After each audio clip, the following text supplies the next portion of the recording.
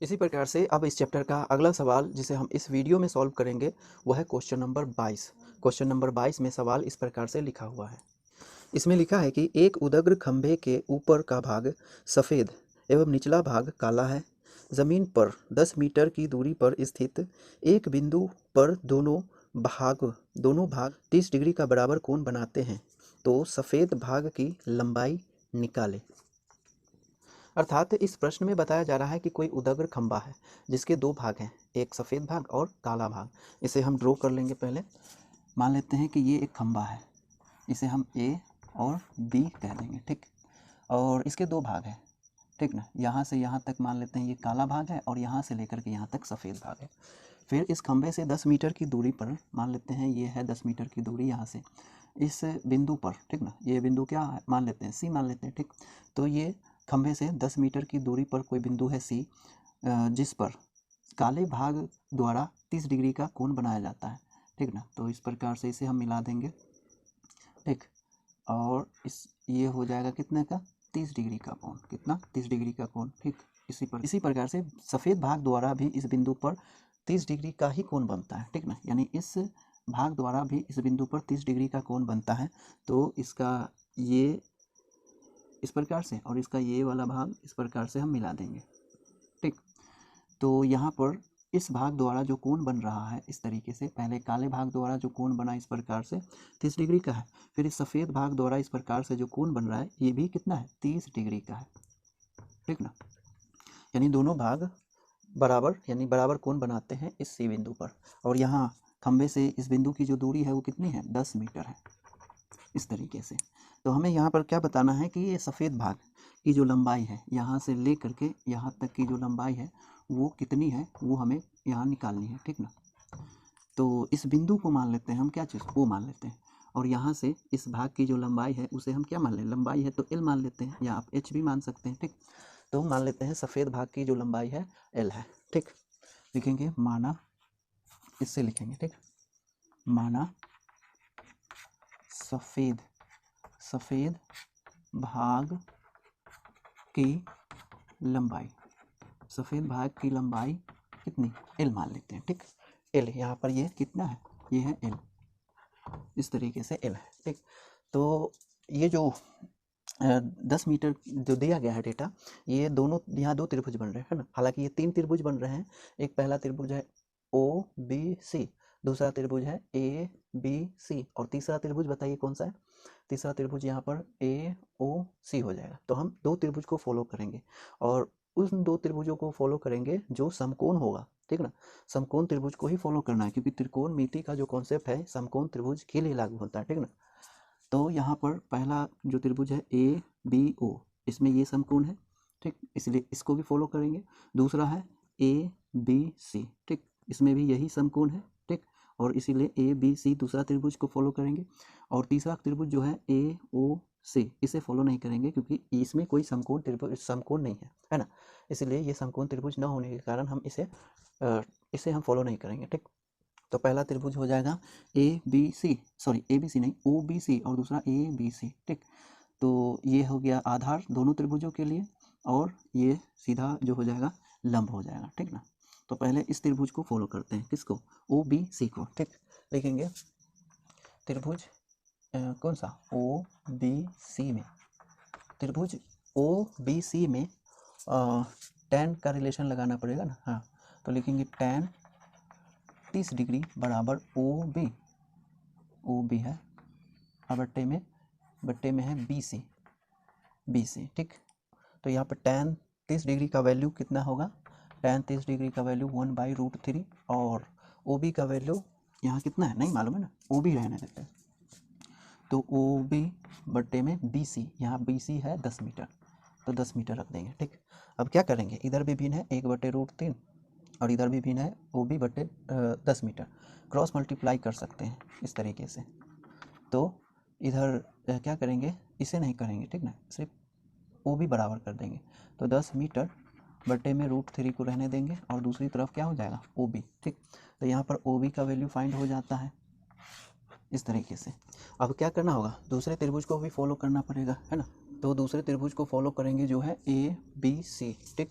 तो लिखेंगे अब त्रिभुज ABC में, त्रिभुज ABC में एंगल कितना हो जाएगा, क्योंकि यहाँ से लेकर के यहाँ तक कितना है 30 डिग्री, और इस पूरे त्रिभुज को अगर हम फॉलो करेंगे तो यहाँ से लेकर के यहाँ तक के लिए ये इस 30 को भी जोड़ना पड़ेगा, है ना। तो ये 30 और ये 30 कुल मिला करके यहाँ से लेकर के यहाँ तक एंगल हमको लेना पड़ेगा, और ये हो जाएगा कितना 30 + 30 यानी 60 डिग्री।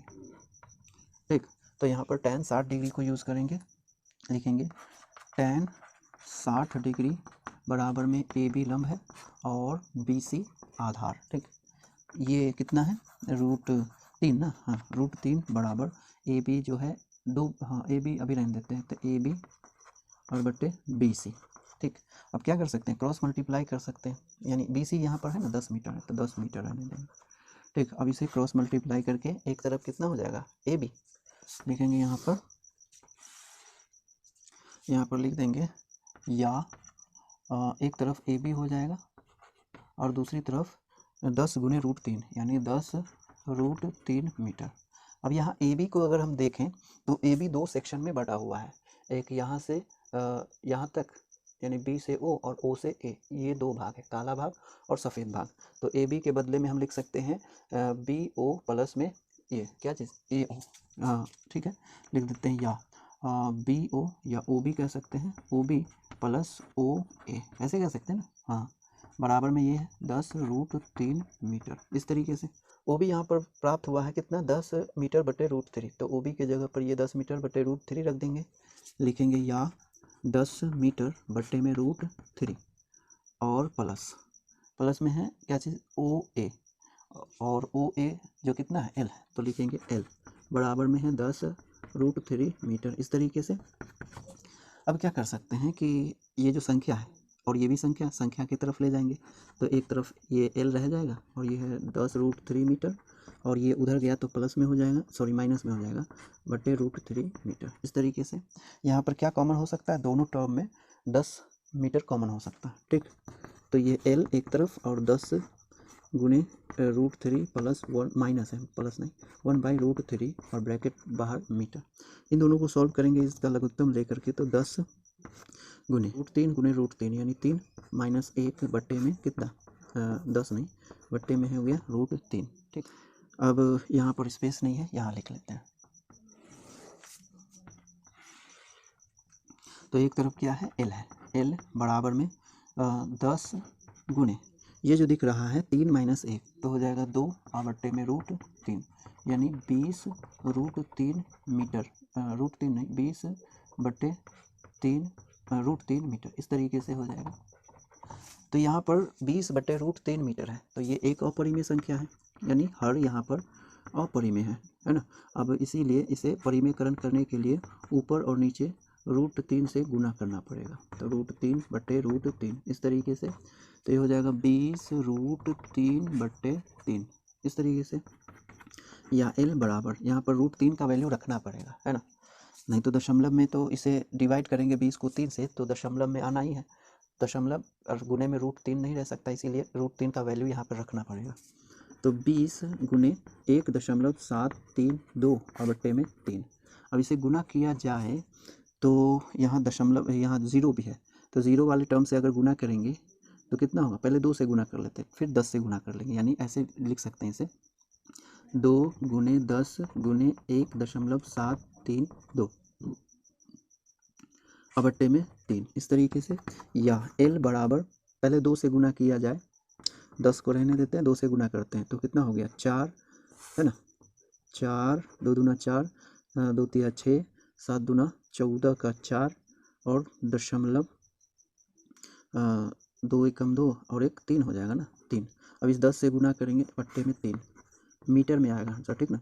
अब इस 10 से गुना करेंगे तो ये दशमलव जो है ना राइट साइड में खसक जाएगा, तो हो जाएगा 34.64 मीटर और बट्टे में 3। ठीक, तो लिखेंगे, फिर लिखेंगे या L बराबर यहाँ 3 इकाई 3 फिर 3 इकाई 3 एक गया उधर दशमलव, एक उधर गया तो 5 तिया 15 फिर एक बचा तो 4 तिया 12 हो जाएगा, 12 में से कितना बचा 2 बचा ना, तो 2 पर 0 लेंगे तो 20, अब 20 से भाग लगाएंगे 3 में, यानी 20 में भाग लगाएंगे 3 में तो 6 तिया 18, तो इस प्रकार से है ना मीटर में आ जाएगा। ठीक, अब हम यहाँ पे क्या कर सकते हैं कि इसमें 1 जोड़ करके इस 6 को इग्नोर कर सकते हैं, तो ये हो जाएगा 1.5 और इधर 1 जोड़ देंगे और इसे हटा देंगे तो 5 मीटर, इस प्रकार से। ठीक, तो एल का वैल्यू यहाँ पर कितना प्राप्त हो जाता है 11.55 मीटर। ठीक, तो इसे कहाँ पे लिख दें, यहाँ पे लिख देते हैं। अतः एल बराबर, यानी सफ़ेद भाग की लंबाई कितनी हो जाएगी